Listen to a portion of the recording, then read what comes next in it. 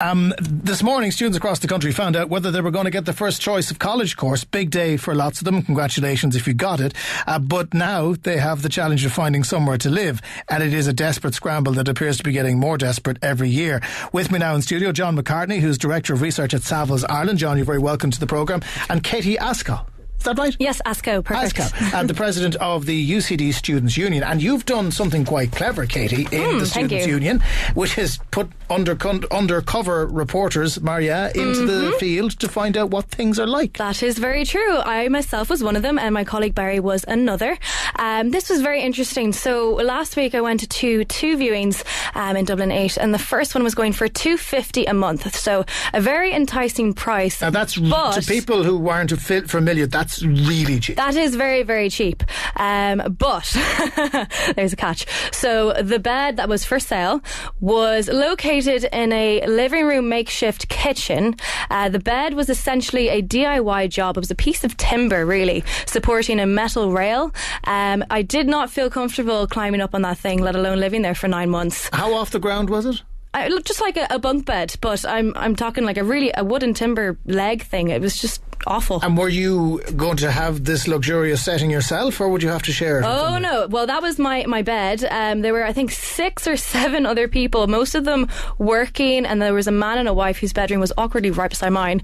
It was very, very cramped, and the kitchen was awful as well. It was just so it was not nice. And what else did you find?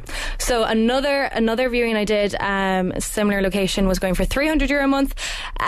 This one was basically a room with 3 beds for 3 girls to stay in, but the beds were like rowed up side by side. There was no space for moving or breathing or making any sort of noise whatsoever, and I was laughing to myself when I saw the storage space allocated for each person, because there was also 3 guys living in the apartment in the room beside you. So 6 people in a 2-bed apartment? Yeah, essentially, and a very, very small 2 bedrooms. What's the likelihood though, Katie, of that accommodation being full?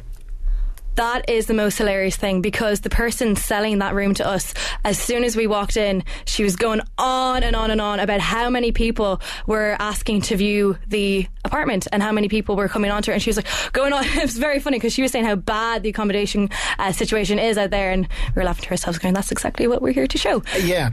Now, did you reveal yourself at any point as to what you were doing? No, we did not. It was myself in the video, and we obviously didn't video the landlord or anything like that. We didn't reveal ourselves, no, because that wouldn't have gone down too well, I don't believe. I'd imagine not, but this is very representative of what students are finding now, because it is traditional for your first year that you probably go into official accommodation that will be on campus or nearby, or sponsored in some way by the university or the Institute of Technology.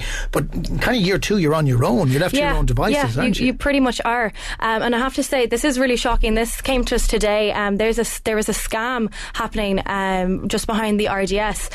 This person who was pretending to be a landowner was renting at this pretend place and nearly scammed 3 students who reported to us, and unfortunately we also got knowledge that an international student had been scammed of €1,200 of the same person. So we reported that to the Gardaí. There are scams going on. We're encouraging people to go to their students' union if they're having problems finding a place or with their lease. You've got some good advice on scams, because they happen every year, and we'll hear about them over the course of the next few weeks, where people part with their cash, maybe a deposit or 2 months deposit. There are ways of spotting that something that is too good to be true is actually there definitely are, and we always say never ever give the deposit and the first or second 2 months rent in advance without a contract or without viewing the place, because the landowner might make up all these different excuses of why they can't meet you or why you can't view the place. Do not give in to that. You have a right to see the place before you give any money. But because of the pressures, people are foregoing that, aren't they? Exactly. It all comes back to not having enough beds on the market. We know there's nationally a 27,000 shortfall in student bed spaces, and Dublin is hit particularly bad with that. That's why we've entered a partnership with Daft.E and Trinity Students' Union that we're hoping will see up to 6,000 new beds put on the market. And we're actually meeting with Minister Mary Mitchell-O'Connor in the morning, hoping to secure some funding to expand that much needed project that really has tangible results with more and more beds on the market.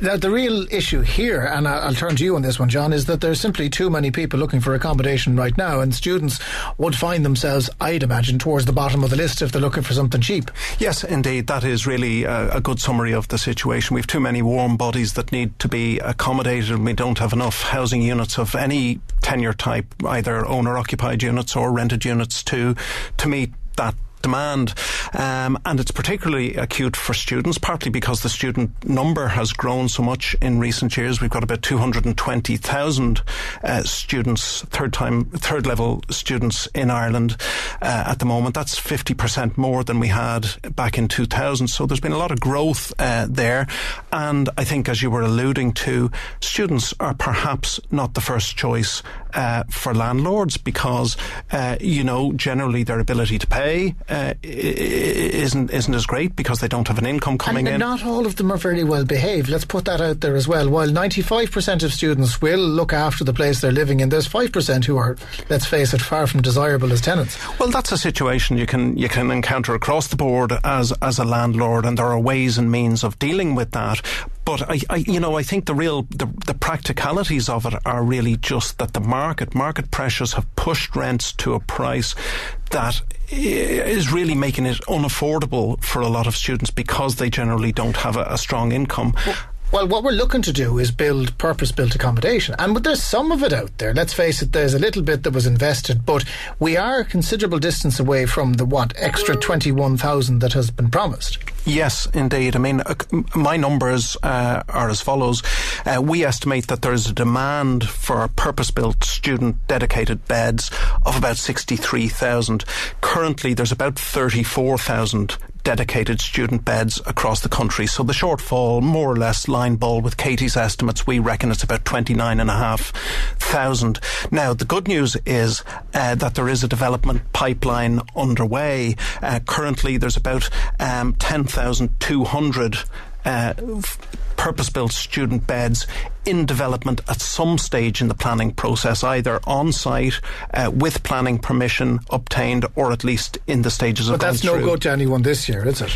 Well, some of them will be rolling out quicker than others, but as you say, look, the problem is that even if all of those 10,200 beds were delivered, it would still leave us with a drastic shortfall. We would have, at that point, we would have about 45,000 beds, and even if demand stayed still, we would have a requirement for 63,000. Katie, let's look at your campus out in UCD. Sure. A big place with still a good bit of available land that they could put accommodation on, yet they've never gotten round to doing it because, like all other matters in this country, it's not the university's problem, it's somebody else's problem. Sure.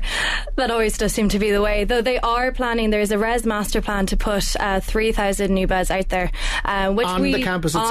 On the campus itself, which we fully welcome, but we are just very conscious, and this is also for all purpose-built student accommodation as well. It's so expensive. It's absolutely ridiculous, and we're seeing this self-defeating cycle among students that are coming to us, because they have to find part-time jobs now to be able to afford college, which is making them really, really stressed on time to study. And then they're failing I always exams. give out about that. Every student should have a part-time job. It's about learning how to fund yourself in life. I've heard that many times, and I accept that as well. But we are seeing students take on more than one part-time job, maybe 2, maybe 3 jobs to pay for college, and that is ridiculous. Is there a real risk that some students are there today having gotten their dream course and are going to have to turn it down because if they're coming from Mayo or they're coming from Mullingar or somewhere, they cannot find somewhere affordable to live? I can definitely see that happening. I mean, there are student support funds in place that they can avail of, but there's definitely going to be some people who are slipping through the cracks,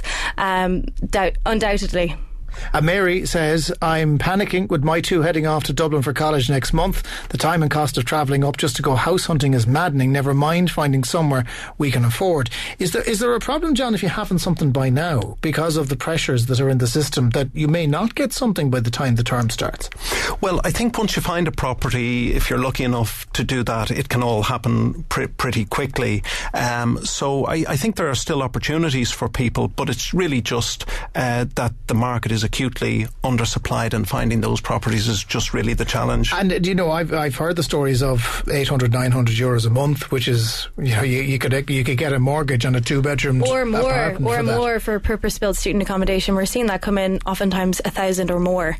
It is ridiculously expensive. And who can afford that realistically, apart from having the bank of mom and dad? I asked the same question. The government needs to step in here because it's not affordable at all. I mean, is it easy? It's easy enough to do this, because anytime you have accommodation, there's a couple of places off the top of my head I can think of that make more money when the students aren't there for 3 months during the summer, that accommodation is used for holiday purposes or for business purposes or whatever. Summer schools. This is a money-making machine that people are not taking advantage of, John, and it goes against business logic in many ways.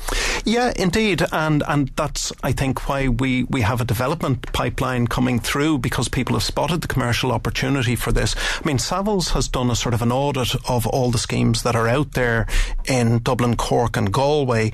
In Dublin, the average annual cost is somewhere in the region of 7,250, about 4,500 in Cork, and in Galway about 4,800. So as Katie says, it is expensive. Now, you can go way above that or below this for purpose-built dedicated student accommodation. But the critical thing to realise is that if you look at DAFT or indeed the PRTB, you can see that in Dublin, the average rent in the mainstream rental market, where all of these people that can't find accommodation in the dedicated student beds have to go, is about 11,900 per month. So that's 11,900 per annum. I was going to say it's bad enough, but it's not that bad yet. We're not there yet. But that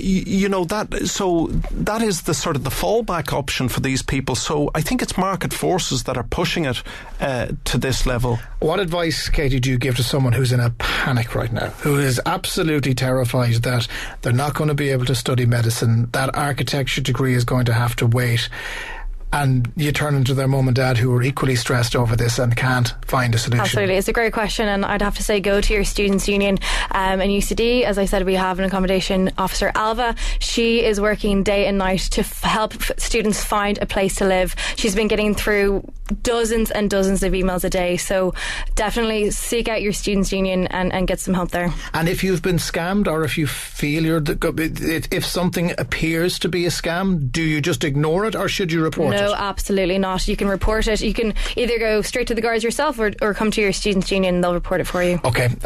Your heart goes out to these young people who are excited in one measure and terrified in another, because they mightn't be able to take up these courses, or if they do, they're going to put themselves in hock. So much for our free education system. UCD Students' Union President Katie Askoff and Don McCartney of Savills Ireland, thank you both very much for joining us. Tell us your experience. If you're in the middle of all of this, if you've got kids who are going to college in Dublin or indeed any of the other cities, how expensive are you finding accommodation? Can you get it? And are you fearful that your child may not be able to take up their dream course? Let us know. 53106 for your text.